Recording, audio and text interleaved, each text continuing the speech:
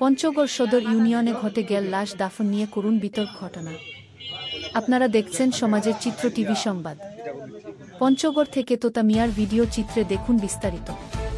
পঞ্চগড় সদর ইউনিয়নের বলেহাপাড়া গ্রামে গতকাল মাজার ভক্ত আনিছুর রহমান মারা গেলে তার লাশ নিয়ে এলাকায় শুরু হয় নানান জল্পনা কল্পনা।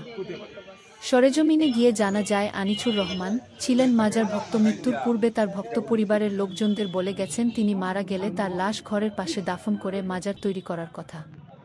তার কথামতো গতকাল আনিছুর রহমান মৃত্যুবরণ করলে তার ঘরের পাশে কবর খনন করেন। বিষয়টি এলাকার গণ্যমান্য ব্যক্তিদের নজরে আসলে তারা বিভিন্ন মহলকে জানান। মুহূর্তের মধ্যে বিষয়টি ছড়িয়ে পড়ে বিভিন্ন এলাকায়। ছুটে আসেন শরীয়ত প্রেমী ইসলামপন্থী বিভিন্ন ইসলামী সংগঠনের নেতাকর্মীরা। তারা এসে ঘরের পাশে লাশ দাফন বন্ধ করে দেয়।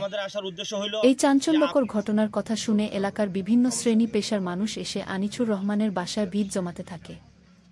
এ সময় ইসলামী সংগঠনের ব্যক্তিরা বলেন, এখানে আনিছুর রহমানের লাশ দাফন করলে ভবিষ্যতে তারা এটাকে মাজার বানিয়ে এখানে শিরকি কার্যকলাপ চালাতে থাকবে। এ বিষয়ে মৃত আনিছুর রহমান এর পুত্র তুফান আলী আজাদ বলেন, আমার বাবা মৃত্যুর পূর্বে আমাদেরকে বলে গিয়েছিল তার ঘরের পাশে তাকে দাফন করার কথা, তাই আমরা দাফন করছি, কোনো মাজার আমরা করব না। অন্যদিকে ইসলাম প্রেমীরা বলেন, আমরা এখানে আনিছুর রহমানের মরদেহ দাফন করতে দিব না।